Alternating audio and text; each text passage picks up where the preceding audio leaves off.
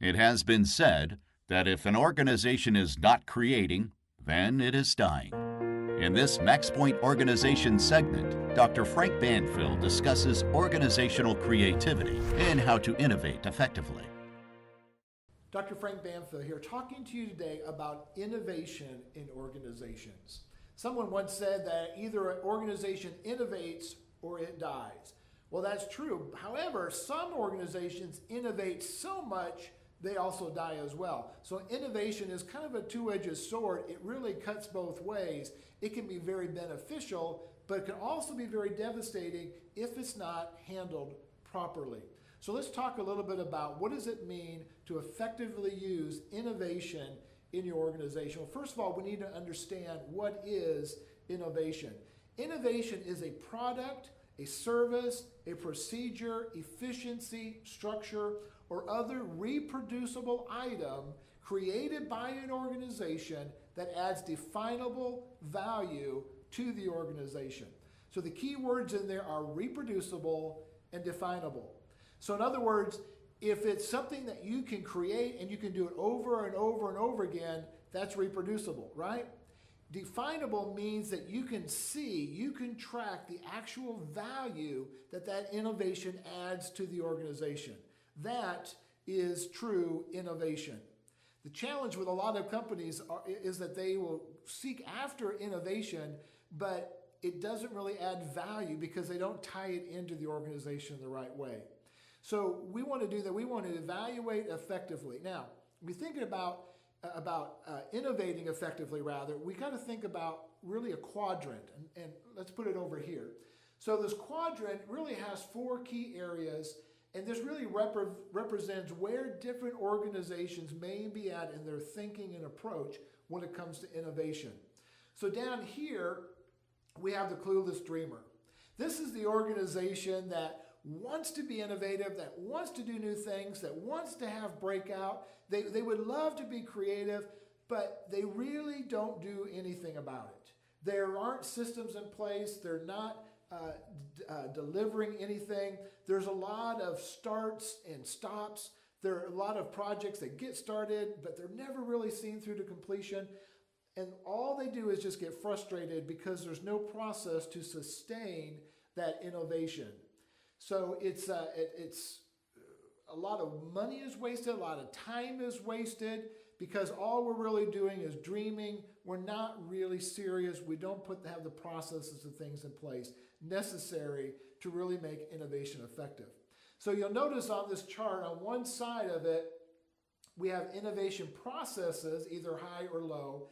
The other side of the chart, you see that we have strategy, organizational strategy, and that can be low or that can be high.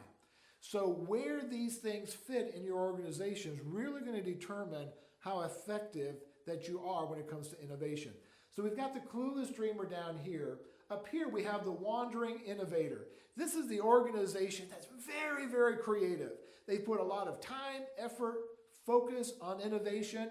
They've created space for it. They try to integrate everything that they do into it. And so because of that, they're very creative. They're probably very successful coming up with new ideas, launching new products, services, proposals, whatever it may be, and they may get a lot of traction from that. However, because it's high on process but low on strategy, there can be a lot of burnout. There's a lot of projects that get going, but they just kind of fizzle out because there's not a structure to them. There's not a purpose, a real purpose behind them. So you have a lot of moving parts, a lot of activity, but no real long-term accomplishment. And that's the challenge. Sometimes we look at our businesses, we look at our organizations, and we see a lot of activity. But activity does not mean impact. The activity does not necessarily mean that you're moving forward. So get over this mindset of just because everybody's busy that you're doing a good thing. You may be busy, but busy at the wrong things.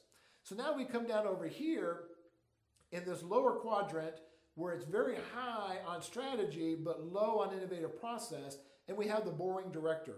This is the person, this is the company that's laser focused on its strategy. They know what their purpose is. They know what they're all about. They've got a 25-point plan. They're sticking to it. They've got it all laid out, except when it comes to innovation.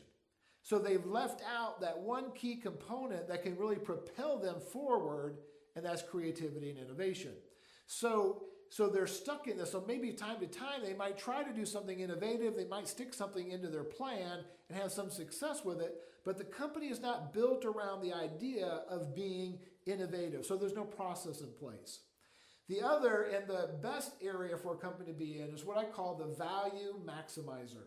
The value maximizer takes the concept of innovative process and strategy and effectively marriages the two together.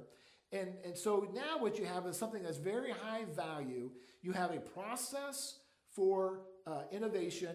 You have an innovation that is directly tied to strategy. So now the outcome is good and the value is maximized because you're creating things that are going to add to the health and the benefit of that particular organization.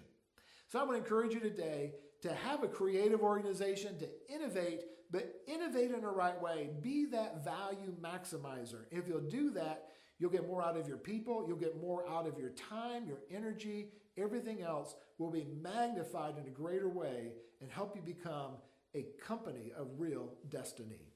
I'm Dr. Frank Banfill. Thanks for listening.